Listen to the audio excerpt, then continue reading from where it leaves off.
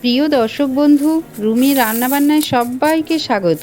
প্রতিদিন বাচ্চাদের টিফিন হোক বা বড়দের অফিসে টিফিন বক্সে চটজলদি নতুনত্ব কী বানিয়ে দেওয়া যেতে পারে, এটাই প্রতিদিনের রুটিনে একটা নিয়মিত চিন্তা হয়ে দাঁড়িয়েছে। সেই সমস্ত চিন্তামুক্তির জন্য এরকম নিত্য নতুন টিফিন আইটেম চটজলদি বানিয়ে দেওয়া যেতে পারে। রইল সেরকম একটি টিফিন রেসিপি, তাহলে দেখে নেওয়া যাক। এখানে একটা শসা কুচি কুচি করে কেটে নিয়েছি, আর একটা মিডিয়াম সাইজের পেঁয়াজ নিয়ে কুচিয়ে নিয়েছি, আর একটা লঙ্কা কুচিয়ে টুকরো করে নিয়েছি। আর ঘরে কিছুটা পনির ছিল, সেটাকে এভাবে টুকরো টুকরো ছোট ছোট পিস করে কেটে নেব। পনিরটাকে যতটা সম্ভব পাতলা করে এভাবে কেটে নিয়েছি।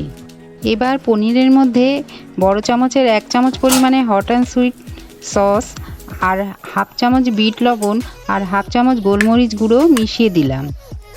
এবার বাকি ইনগ্রিডিয়েন্টসগুলো শসা কুচি, লঙ্কা কুচি আর পেঁয়াজ কুচি চামচের সাহায্যে খুব ভালো করে পনিরের সাথে মিশিয়ে নেব।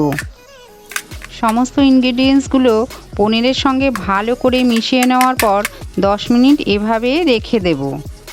এবার অন্য একটি পাত্রে 2 কাপ পরিমাণে ময়দা নিয়ে পরিমাণ মতো লবণ আর সামান্য পরিমাণে একটু গোলমরিচ গুঁড়ো দিয়ে অল্প অল্প করে জল দিয়ে একটা ব্যাটার তৈরি করে নেব। খুব ঘনও নয়, আবার একদম পাতলাও নয়, এরকম একটা ব্যাটার, যেমন ধোসা তৈরি করে ধোসা তৈরির ব্যাটারের মতো সেরকম একটা ব্যাটার তৈরি করে নেব।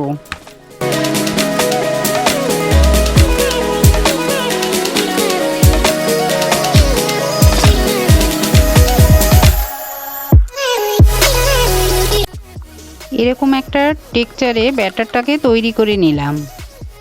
এবার একটা ননস্টিক প্যানে অল্প পরিমাণে সাদা তেল দিয়ে পুরো প্যানে তেলটাকে ছড়িয়ে দিয়ে গরম হলে 1 হাতা করে ব্যাটার দিয়ে দেব।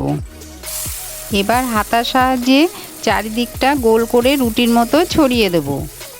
এই সময় গ্যাসের ফ্লেমটাকে লো টু মিডিয়ামে রেখে 1 মিনিট পর রুটিটা তৈরি হয়ে গেলে পনিরের মধ্যে সামান্য পরিমাণে একটু গরম মশলা ছড়িয়ে দিয়ে 1 চামচ করে ব্যাটারের ওপর বা রুটির ওপর দিয়ে দেব। পুরের পরিমাণটা যার যতটা পছন্দ ততটাই দিতে পারেন, 1 চামচ হোক 2 চামচ হোক, যতটা পরিমাণে পছন্দ অনুযায়ী দিতে পারেন। আর এক্ষেত্রে আরেকটা কথা, পেঁয়াজটা পছন্দ না করলে নাও দিতে পারেন। উপর থেকে আরেকটু সস ছড়িয়ে দিয়ে এভাবে রোল করে মুড়িয়ে নিলেই তৈরি হয়ে যাবে। আমি আরও একটা বানিয়ে দেখিয়ে দিচ্ছি। এভাবে বানালে খেতে কিন্তু অসাধারণ লাগে। বাচ্চা কিংবা বড়দের টিফিনে এভাবে বানিয়ে দিলে বাচ্চারা যেমন খুশি হয়ে যাবে, আবার লাঞ্চে এরকম 2-3টে একসাথে বানিয়ে দিলে পেটটাও বেশ অনেকক্ষণ ভরা থাকে। কোনো রকম মাখা বেলার ঝামেলা ছাড়াই চটজলদি কেমন রেসিপিটা তৈরি হয়ে গেল, তাহলে কেমন লাগলো অবশ্যই কিন্তু কমেন্ট করে জানাতে হবে। আর ভালো লাগলে অবশ্যই একটা লাইক আর শেয়ার করা চাই। আর আমার চ্যানেলে নতুন বন্ধুদের বলবো অবশ্যই সাবস্ক্রাইব করে পাশে থাকা বেল আইকন প্রেস করে দেবেন, যাতে কোনো ভিডিও আপলোড হলে প্রথমেই আপনার কাছে নোটিফিকেশান পৌঁছে যায়। আর ইতিমধ্যেই আমার চ্যানেল যারা সাবস্ক্রাইব করেছেন তাদের অসংখ্য ধন্যবাদ। সবাই ভালো থাকবেন, সুস্থ থাকবেন। আবারও সকলকে ধন্যবাদ।